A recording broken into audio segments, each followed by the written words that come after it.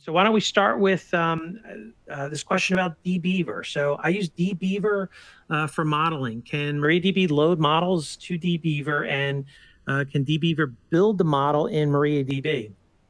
That's a really great question.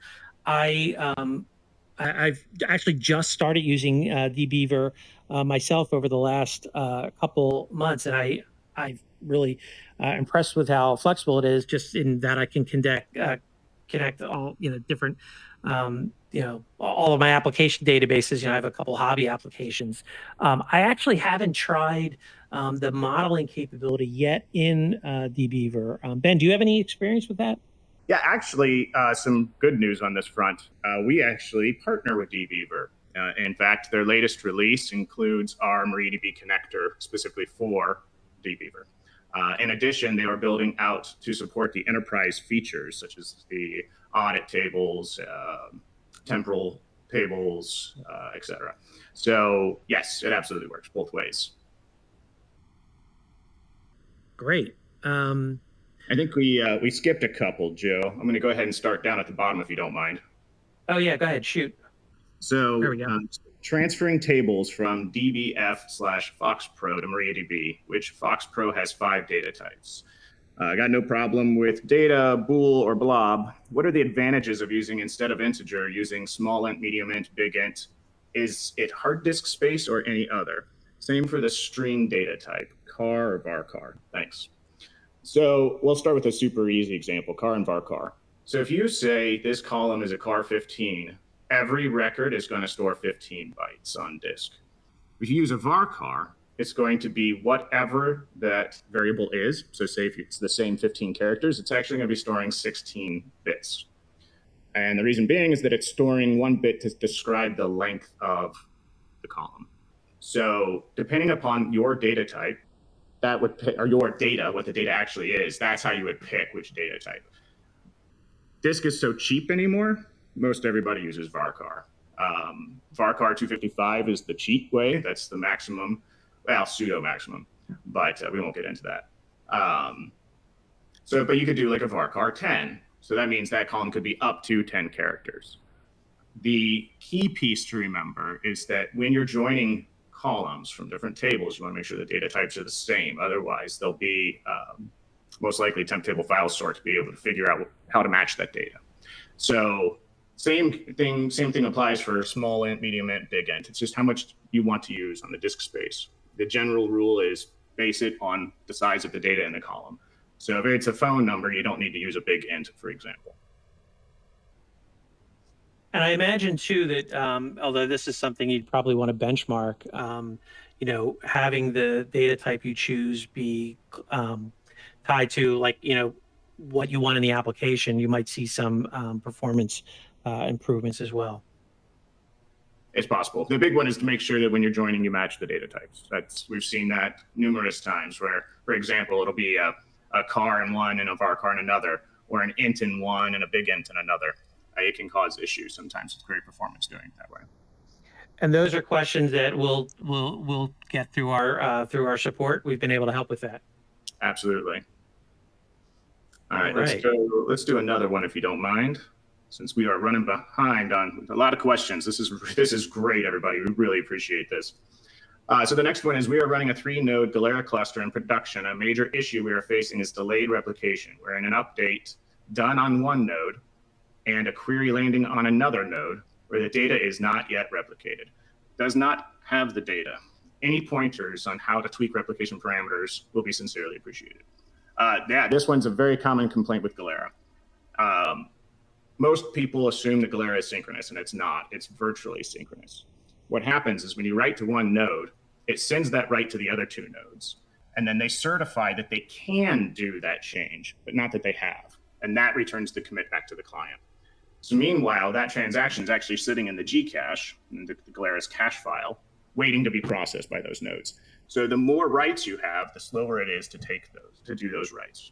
And additionally, if it's a poor performing query, those are going to take longer also. So these all add up. Galera has this concept of flow control. So when the other nodes, or any node, is falling behind, it will actually send a flow control signal to the other nodes, telling them to slow down their processing. so that it can keep up, to try to keep it within this window of synchronicity.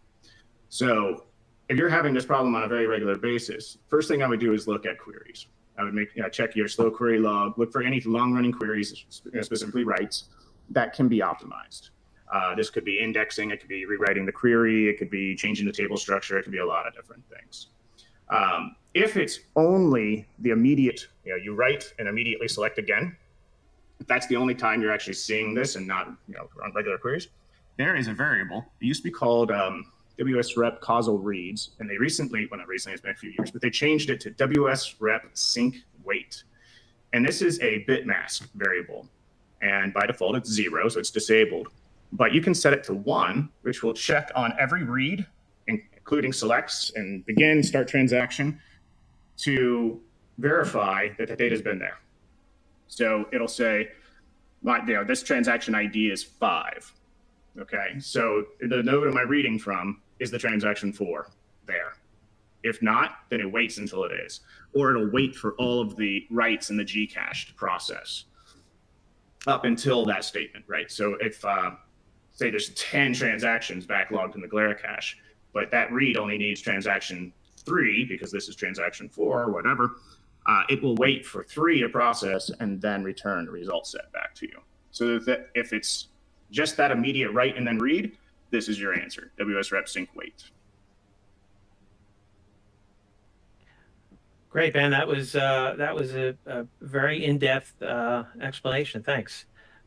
So maybe just shifting to a little less technical question. Somebody asked if some of the new features we talked about will be part of the community version. So we are, anything related to the enterprise server. I'm sorry, the MariaDB server itself. So things like vector will be part of the community version. So you'll be able to take advantage of that. Some of the features like workload capture, we're going to be focusing first on the enterprise.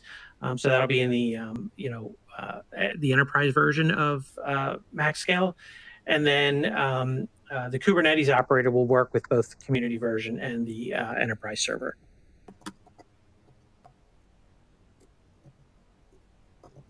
Great. So let's see. I think there was another question about Galera. Galera cluster recovery from container node failure is manual process. Any plans to provide auto recovery? So my understanding is that most of the work on Galera is handled by the codership team. So we integrate it with our product, but I don't think we've done some work. I think we've done some code commits to the Galera code, but I don't think that's something that we can do outside of Galera. Is it, Ben? I'm actually kind of confused by the question a little bit. I'm not sure what the manual process is, because generally speaking, if 3 or more node Galera cluster, if one node dies, it should be automatic self-joining and self-healing. Even with Kubernetes, you simply have to, well, not simply, but it works better with host names rather than IP addresses. And so in a Kubernetes environment, generally, if a node dies, Kubernetes spins up a new node, it has a new IP address. So that makes it that becomes a little bit of a manual process where you have to change I believe it's WSRep G address, where you list out the IP addresses of the nodes. So that's, if you go to host names, I don't think there's any manual process. But I'll tell you what, if you want to contact me, you can send me an email at ben@mariadb.com, and I would love to dig into this with you, see exactly what you're trying to do. And if we can't do it, we can at least pass that information on to codership. Great.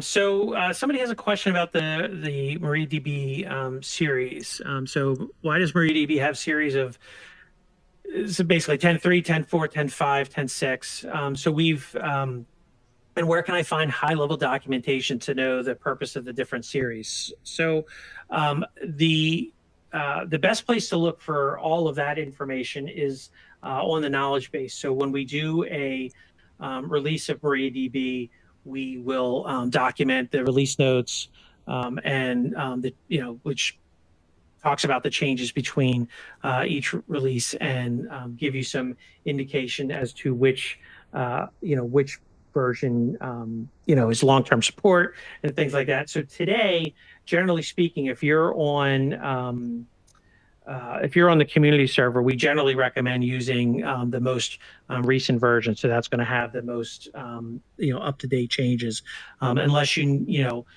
need to stick to an LTS long-term support version, in which case you may not want to be on the bleeding edge. Ben, anything to add to that?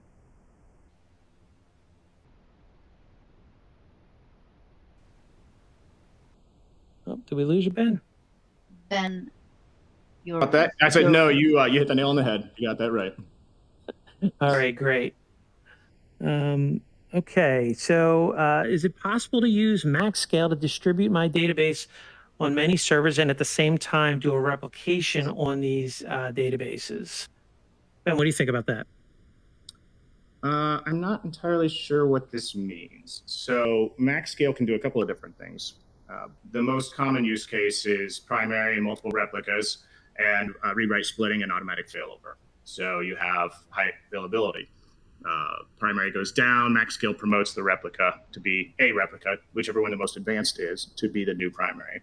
As far as distributing the data, distributing the DB on many servers, I'm sorry, I'm not sure I understand the use case here. There is schema-based sharding, which is one of the routers available in MaxScale, where if you have DB1, DB on one database server and DB2 on another database server or another cluster of primary and replicas, it does sharding based on that schema. So if the query is writing to DB1, it sends the data to DB1. If it's reading from DB2, it sends that query to DB2. But then you wouldn't necessarily want to replicate between those nodes. So maybe if you can come up with a better explanation, or we can chat about it offline, I can come up with a better answer for you. Ben, this person actually had a previous question. Let me just provide some context. They said we are using our MariaDB community on a 64 GB RAM server with 16 CPUs, but a lot of time it's tailing around 14 CPUs. Can you explain in a nutshell how and when it uses memory versus CPU? And then the follow-up question to that was, is it possible to use MaxScale to distribute my DB on many servers and at the same time do a replication on these DBs? Gotcha. Let's see. It's question number 13. If yeah, you want to just scroll down. Yeah, thank you. Yeah. So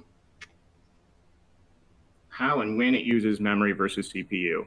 Well, so memory is where it's caching the data. So example, if it's doing like a join between two tables, or you're creating a temp table, or caching queries, or pretty much anything. That's what memory is used for. CPU is actually doing the work.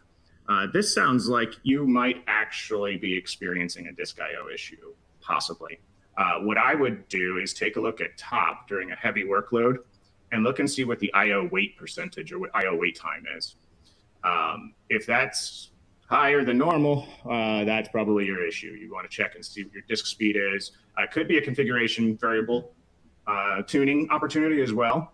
Maybe need to tweak some of your memory settings, or it could even be some of the threads, like the MariaDB write threads and read threads, or replication threads if you're using replication. There's a lot of different factors that go into play here, but I would investigate disk I/O first. Thank you. Great. And then while we're talking about, or kind of to follow on to the questions about Galera, we put up another poll question. We'd love to hear everybody's thoughts on the high availability solutions you would prefer to use. So if you could answer some of those questions, and we'll share those results in a moment. And then while we're waiting for that, somebody asked the question: any K8 operator like support for non-K8 environment? Oops, sorry, screen just refreshed. Any K8 operator like support for non-K8 environments like Docker deployments? So I think if you're talking about Docker containers, we do have Docker containers for MariaDB.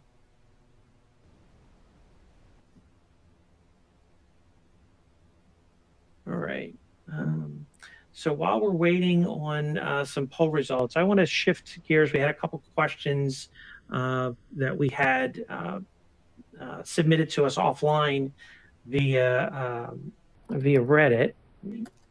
Let me bring those up here in a second. Sorry. So the first question was, what is the story for MariaDB write scalability? Ben, do you want to maybe take that? Yeah, sure. So, write scalability is the holy grail right now, obviously.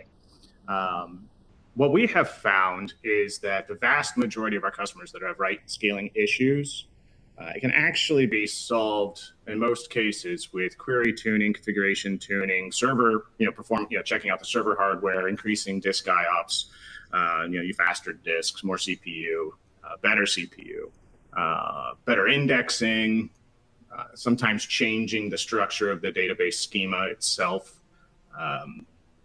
9 times out of 10, we can solve write scalability, the problems this way.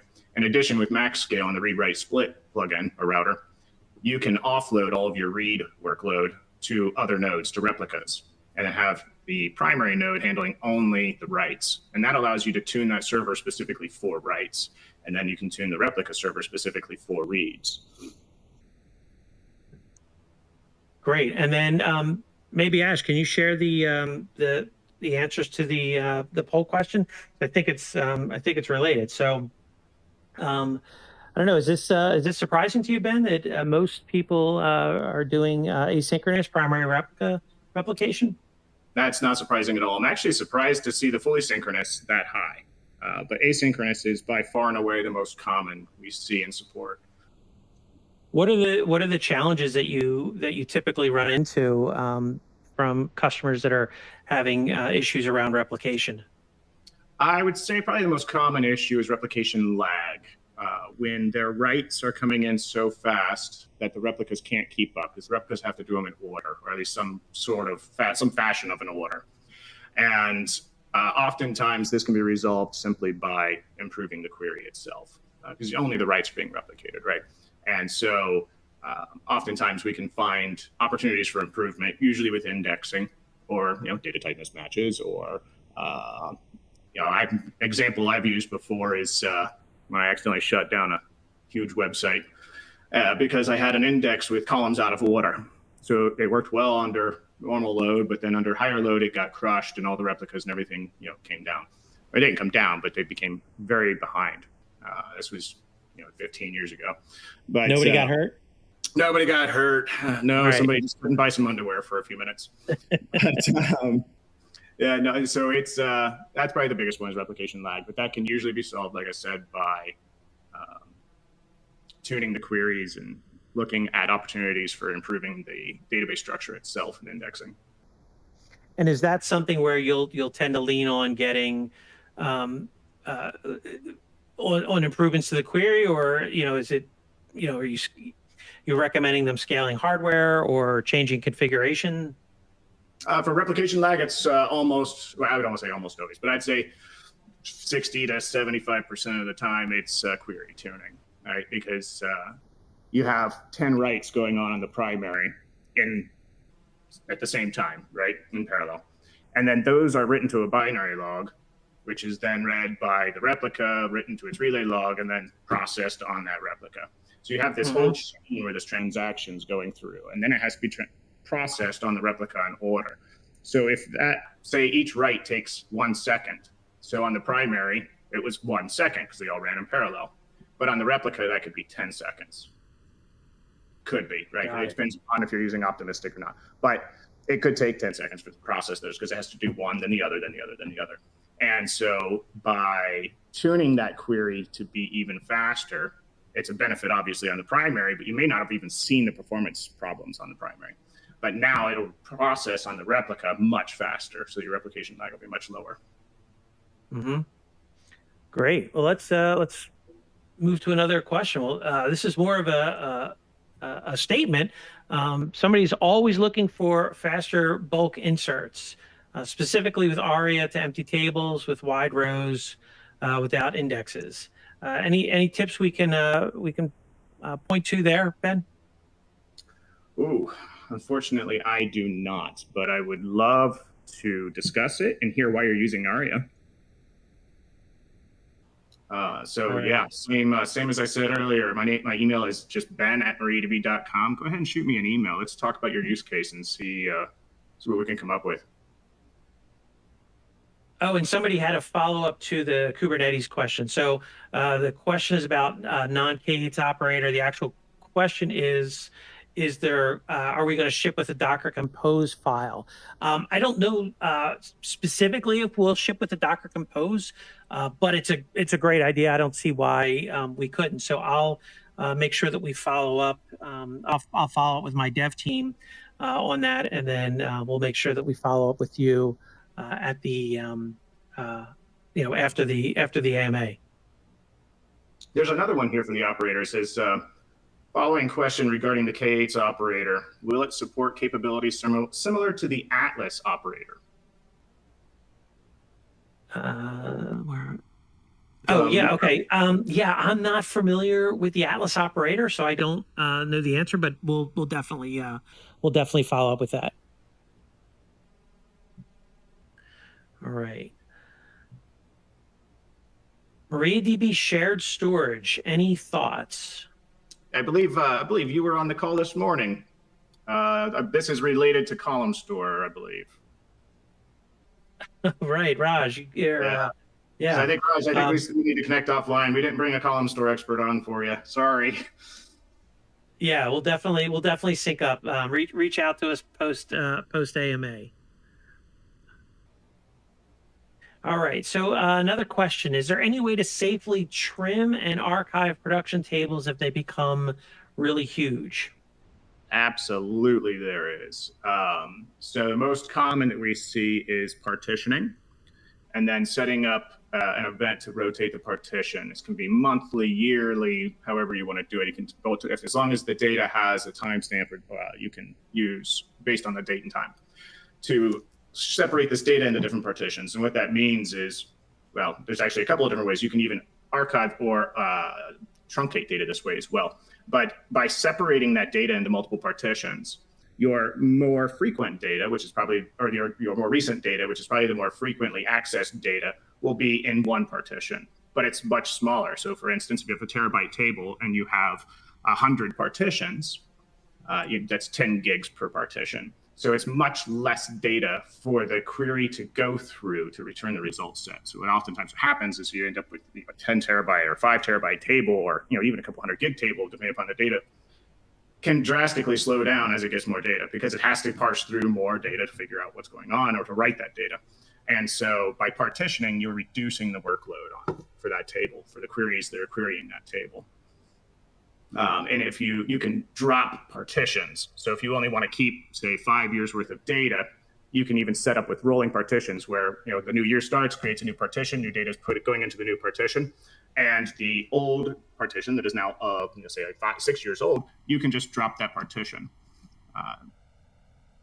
Or you can back up the partition and then drop it if you need to archive the data.